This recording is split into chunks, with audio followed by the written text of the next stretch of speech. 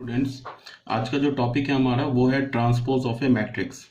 Matrix का transpose. अब transpose कैसे डिफाइन करेंगे वो ये देख लो।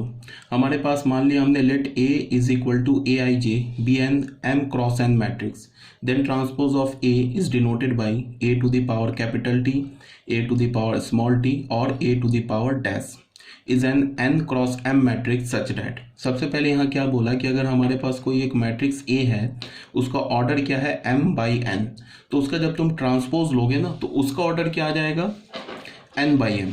ठीक है, मतलब कि ट्रांसपोज जो होगा ना वो ओरिजिनल मैट्रिक्स के ऑर्डर का रिवर्स होगा, मतलब कि रो कॉलम में चेंज हो जाएगा एंड कॉलम रो में चेंज हो जाएगा। अब जो ट्रांसपोज है उसके आई जेथ एलिमेंट को तुम कैसे डिफाइन करोगे? इज इक्वल टू ए जी आई। ए जी आई क्या है? ये ए मैट्रिक्स का आई जेथ एलिमेंट है, ये है ना ए मैट्रिक्स का आई जेथ एलिमेंट। तो इसका क्या मतलब है कि अगर तुमने ट्रांसपोज ए मैट्रिक्स के ट्रांसपोज का आई जेथ एलिमेंट लिया तो जो मैट्रिक्स ए है ना उसका वो जे आईथ एलिमेंट होगा। इसका क्या मतलब है कि अगर मान लो कि तुमने ए ट्रांसपोज मैट्रिक्स लिया, उसके सेकेंड रो फर्स्ट कॉलम का एलिमेंट लिया, तो वो ए ट्रांसपोज के सेकेंड रो फर्स्ट कॉलम का एलिमेंट और ए मैट्रिक्स के फर्स्ट रो सेकेंड कॉलम का एलिमेंट सेम होगा। ये ट्रू है फॉर ऑल आई जे।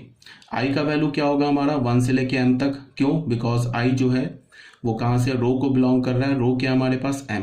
और जे का वैल्यू क्या होगा 1 से लेके n तक। क्यों? बिकॉज जे जो है कॉलम को बिलोंग कर रहा है और कॉलम क्या हमारे पास n। ठीक है, this A transpose is obtain from A by changing its rows into column and columns into row. मतलब कि तुम किसी भी मैट्रिक्स का ट्रांसपोज कैसे ऑब्टेन करोगे? उस मैट्रिक्स के जितने भी रोज हैं ना उनको कॉलम में चेंज कर दो और जितने भी कॉलम्स हैं उनको रो में चेंज कर दो, तो ए मैट्रिक्स का ट्रांसपोज आ जाएगा। जैसे कि एग्जाम्पल देख लेते हैं।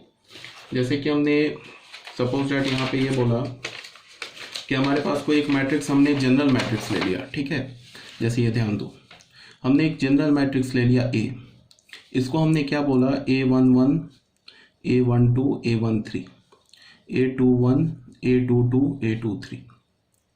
ये क्या हमारे पास 2/3 ऑर्डर का मैट्रिक्स है। ठीक है, अब अगर सपोज दैट इसका हमने ट्रांसपोज निकाला तो ए का जो ट्रांसपोज होगा वो 3/2 ऑर्डर का मैट्रिक्स होगा।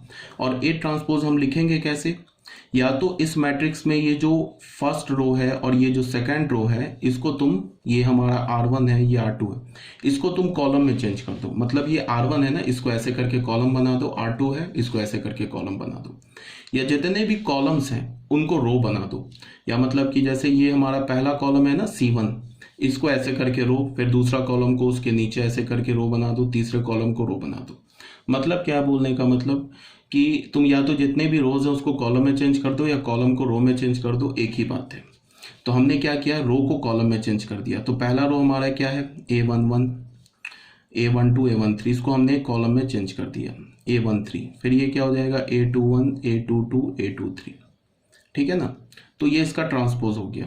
अब इसका ऑर्डर क्या हो गया? क्लियरली है 3/2, बिल्कुल है। अब ये हमें ए ट्रांसपोज मिल गया। अब तुम यहाँ से ऐसे भी ध्यान दो, अगर मान लो कि मैं ना इसके कॉलम को रो में चेंज करता तो ये जो दो एलिमेंट है ये फर्स्ट रो में आ जाते, फिर ये सेकंड जो कॉलम है ये सेकंड रो में आ जाते, फिर ये जो थर्ड कॉलम है ये थर्ड कॉलम में आ जाते, तो ये सेम ही मैट्रिक्स मिलता। ठीक है, अब क्या है कि तुम ऐसे देखो, अगर मैंने ए ट्रांसपोज के फर्स्ट रो फर्स्ट कॉलम का एलिमेंट लिया, A11 लिखने का मतलब कि हमने ए ट्रांसपोज के फर्स्ट रो फर्स्ट कॉलम का एलिमेंट लिया, तो वो किसके इक्वल है? A11 है ना, ये फर्स्ट रो फर्स्ट कॉलम का एलिमेंट। और ये A11 किसके इक्वल है? ए मैट्रिक्स के फर्स्ट रो फर्स्ट कॉलम के एलिमेंट। तो इसको भी हम ऐसे लिख सकते हैं, जो ए मैट्रिक्स है ना इसके फर्स्ट रो फर्स्ट कॉलम का एलिमेंट है। ठीक है, अब अगर तुमने ए ट्रांसपोज के फर्स्ट रो सेकेंड कॉलम का एलिमेंट लिया तो फर्स्ट रो सेकेंड कॉलम क्या है? A21। अब ये जो A21 है ना ये क्या है? इस A मैट्रिक्स के सेकेंड रो फर्स्ट कॉलम का एलिमेंट है।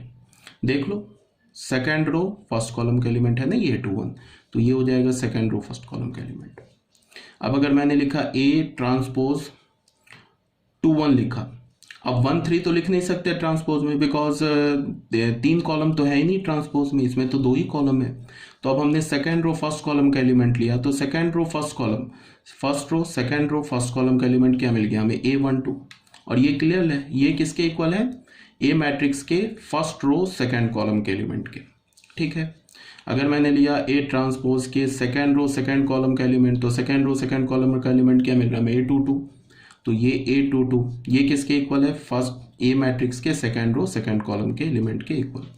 अब अगर मैंने लिया ए ट्रांसपोज के थर्ड रो फर्स्ट कॉलम का एलिमेंट, तो थर्ड रो फर्स्ट कॉलम का एलिमेंट क्या हमारे पास A13, ये किसके इक्वल है, ए मैट्रिक्स के, ये हमारा थर्ड रो फर्स्ट कॉलम, तो ये हमें क्या मिला A13, ये किसके इक्वल है, ए मैट्रिक्स के third row first row third column के एलिमेंट।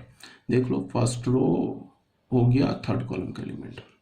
अब फिर मैंने बोला ए ट्रांसपोज का अगर मैंने लिया थर्ड रो सेकेंड कॉलम का एलिमेंट, तो वो क्या है, देख लो A23, ये A23 क्या है, ए मैट्रिक्स के सेकेंड रो थर्ड कॉलम का एलिमेंट, तो ये किसके इक्वल हो जाएगा, ए मैट्रिक्स के सेकेंड रो थर्ड कॉलम का एलिमेंट।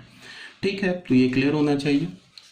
तो यहाँ पे ये लिखा हुआ है, देख लो, ये जो हमारा फर्स्ट एग्जांपल है ना, इस फर्स्ट एग्जांपल में यही बात यहाँ पे लिखी गई है, देख लो यहाँ तक। ठीक है, उसके बाद ध्यान दो, अब आ जाते हैं सेकंड एग्जांपल में। सेकंड एग्जांपल, ये तो हमने एक 2/3 ऑर्डर का जनरल मैट्रिक्स ले लिया। सेकंड एग्जांपल देख लो।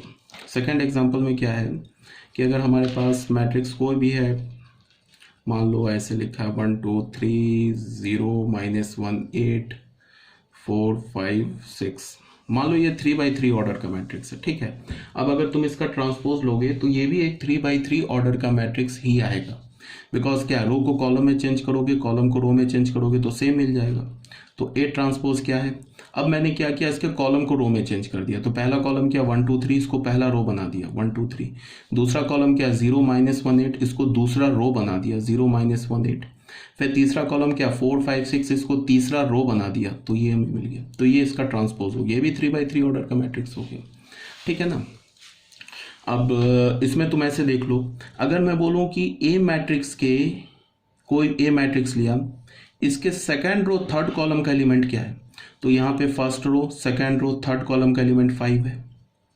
ठीक है, तो ये ए मैट्रिक्स के सेकंड रो थर्ड कॉलम का एलिमेंट है, तो ये ए ट्रांसपोज के थर्ड रो सेकंड कॉलम का एलिमेंट हो जाएगा। ये देख लो 3 2 का एलिमेंट हो जाएगा। देख लो यहाँ से थर्ड रो सेकंड कॉलम। अगर मैंने बोला ए मैट्रिक्स के, जैसे मैंने बोला कि सेकंड रो फर्स्ट कॉलम का एलिमेंट क्या है, तो ए मैट्रिक्स के सेकंड रो फर्स्ट कॉलम का एलिमेंट ये तो 2 हो गया, तो ये ए ट्रांसपोज के फर्स्ट रो सेकंड कॉलम का एलिमेंट हो जाएगा। देख लो फर्स्ट रो सेकंड कॉलम का एलिमेंट। ठीक है ना। फिर दूसरी बात क्या है कि यहाँ पे एक बात तुमको ये ध्यान देना है कि जब हम ट्रांसपोज लेते हैं ना स्क्वायर मैट्रिक्स में, ये तो अभी हमने ट्रांसपोज जो लिया था ये तो नॉन स्क्वायर मैट्रिक्स है, जैसे ये जो अभी हमने ट्रांसपोज लिया ये तो नॉन स्क्वायर मैट्रिक्स था। अगर हमने किसी भी स्क्वायर मैट्रिक्स का ट्रांसपोज लिया तो उसके जो डायगोनल एलिमेंट्स होते हैं ना वो चेंज नहीं होते।